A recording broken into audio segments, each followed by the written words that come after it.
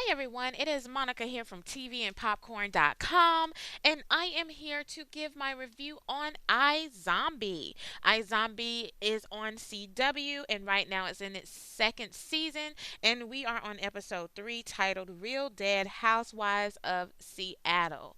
Now, this is my first time doing a review on iZombie. I was recently put on this show through Netflix. I just happen to sometimes, you know, how you kind of get used to watching the same things over and over again, and then you want something new to watch. So that's kind of how it was with iZombie. And I was like, you know what, I gotta check this out because I was a huge fan of The Walking Dead, and I said was not as if I'm still not, but or that I'm not now. I just haven't gotten into season 6 yet, so maybe I will. I planned on it. We'll see how it goes. I'm having a lot of fun just reviewing a variety of shows, so it's really cool. Kind of introducing myself to some new things. But long story short, so I binge watched iZombie. Absolutely, absolutely love the doggone show. Love the concept of iZombie. And this is it in a nutshell for all of you who may be following me who've never watched iZombie and you're like, what the heck is that?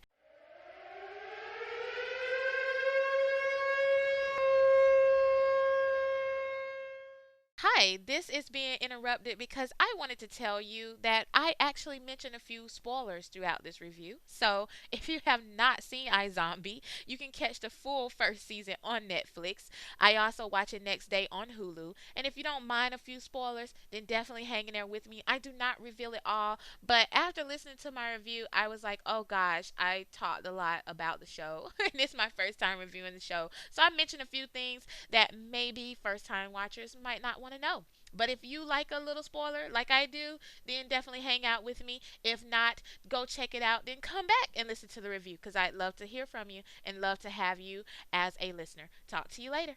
Keep on listening if you're good. Bye.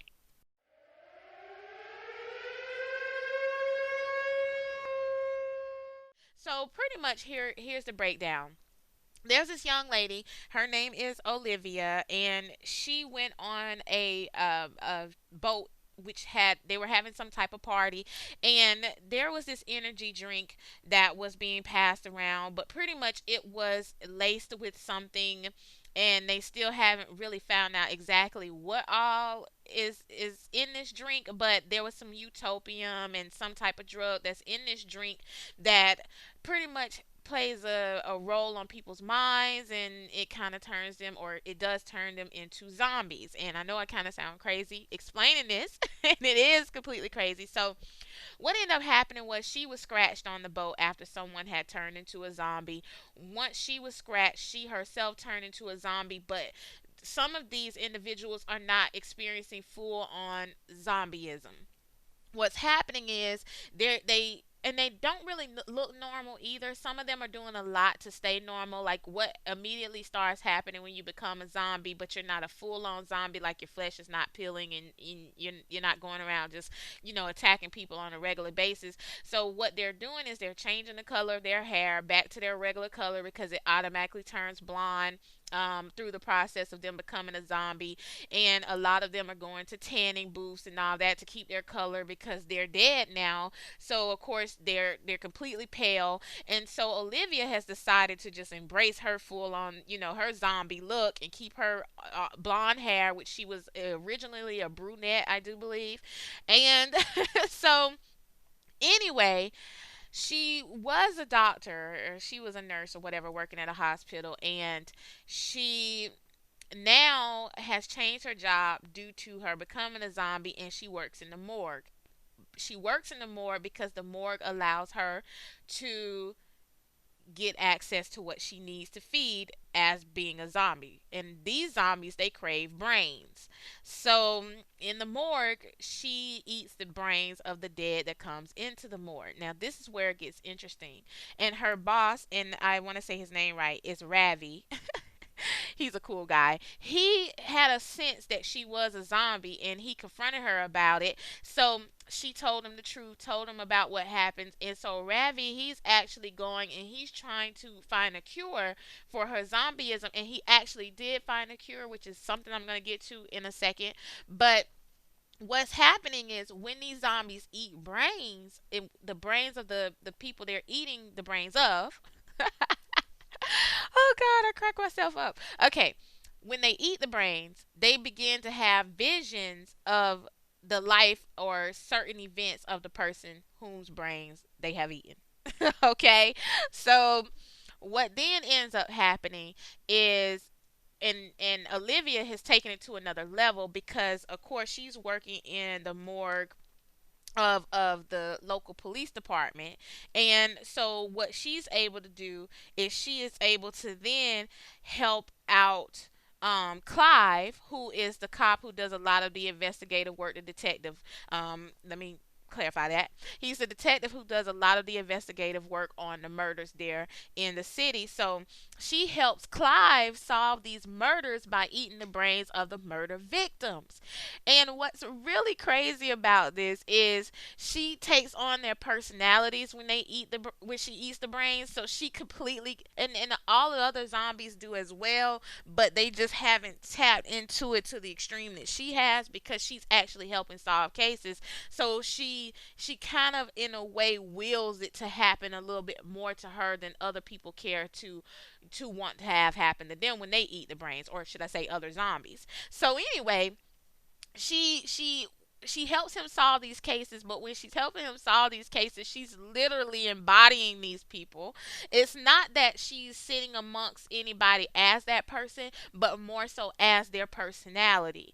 And so that brings me to this current episode where she eats the brains of this bougie housewife who was murdered after falling off of her balcony in her home after a hitman came in there to kill her, which he ended up falling off the balcony as well. And in this episode, he was in a coma. They didn't even think that he was going to live. So she had to help solve the case. What I really love about the show is she the Olivia, and let me find this actress name. Hold on a second. I'm gonna find the actress name who plays Olivia, which I should have wrote it down, but I didn't. But anyway, while I get her name, um, what I love about it is she is so good at going through each personality from episode to episode, which makes it interesting. So even though you're kind of seeing the same thing happen, oh, where somebody's being murdered and she has to eat the brains, it's something different every time. And you kind of look forward to her pretending to or embodying the personality of these people because that's the effect the brain has on her. And the actress who plays her, is her name is Rose, and she does a doggone good job. And this is my first time. I don't know if I've seen her in anything else. This is the first show that I've been introduced to Rose. As an actress. And on CW, I CW hasn't been on my radar in a long time. I haven't watched anything on CW since they canceled Nikita.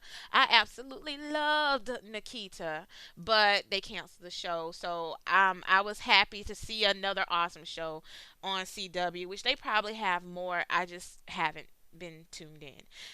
So right now, here's where we are. So Olivia had a cure.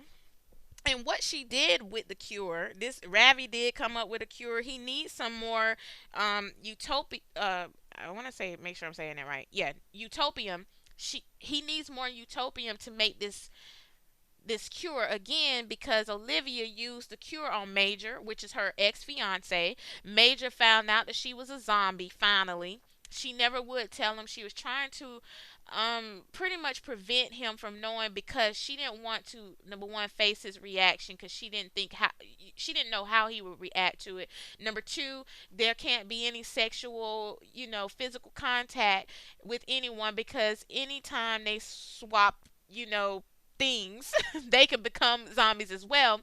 But she ended up turning him into a zombie anyway later on in season one because he was shot.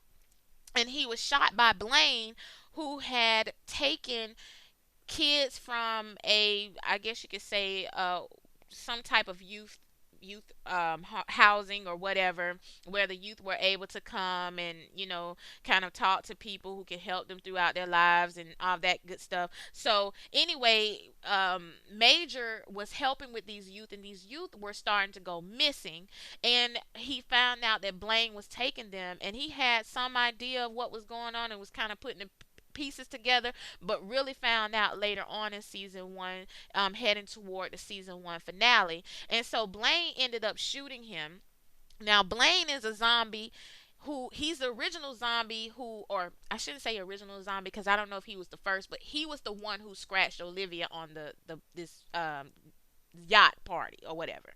And so Blaine is going around turning rich people into zombies and then telling them, hey, the only way you're going to get brains is if you pay me X amount of dollars a month to get your brains. And we're talking about thousands of dollars, okay?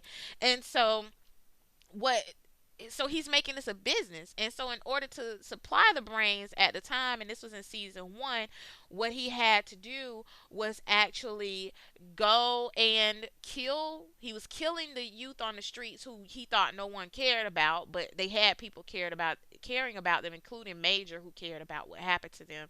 And so anyway, he went around killing them just to get their brains to feed these rich people who were paying him the money to do it. So long story short, at the end of season one, for all of my peeps who have not seen this show who may want to check it out once you finish my review, um, Olivia gives them the antidote and cures Blaine of his zombieism, and he's still a doggone snake. Too bad she didn't have enough to cure him of being a snake. But anyway, she cures him and she cures Major after Major flipped on her and was like, you made the decision to turn me into a zombie, now I have to crave brains. And he's going on this little rant about how she should have just let him die pretty much. So she went ahead and gave his dumb behind the cure. And so here's the sucky part about all of this, is that Blaine, he's still in business, and he now has the utopium that they need to kind of make more. What's going to happen with that throughout the season, I have no idea.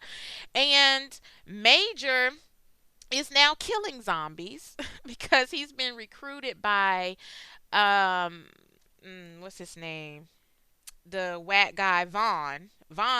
He's the one who owns Max Rager, which is the sports drink that was turning everybody into zombies. But now he wants to actually get rid of all the zombies because he doesn't want any backlash. And now he's about to come out with a Supermax, another sports drink, which should not have the same side effects that this particular sports drink has had on the drinkers. Now, mind you, not everybody who has partaken in this drink have turned into zombies, but at the same time, there's been a lot of backlash about it, but it's kind of been quieted down. It's kind of underground right now, so the whole city population does not yet know what this drink has done to other people, and they don't know that zombies exist. So that's where we are right now. I totally love the show. And you know what? Now that I think about it, I'm just sitting here spoiling it for all the people who may not have seen it. But I haven't told you everything. Trust me on that. So here's what you got to do, go check it out. It's on Netflix right now, every episode. And what I do is I catch it the next day on Hulu Plus. I absolutely love Hulu Plus. They have been good to me thus far. So I am able to catch the season two on Hulu Plus, and I do believe that they actually upload the episodes on CW for you to watch as well, so you can catch the current season. So there's so much going on in this show, you guys. It is doggone awesome. I recommend it, and I am going to be following it and reviewing it in the near future. If you have seen iZombie, if you enjoy the show, if you have some comments, please drop me a comment in the comment section. I would love to hear your thoughts. And if you have enjoyed my little review, please, please, please subscribe to my YouTube channel. I would love to have you as a subscriber. And once again, this is Monica. You can check me out at any time at tvandpopcorn.com. And whatever time of day it is that you're listening to this review, do enjoy the rest of your day. I'll talk to you soon. Bye bye.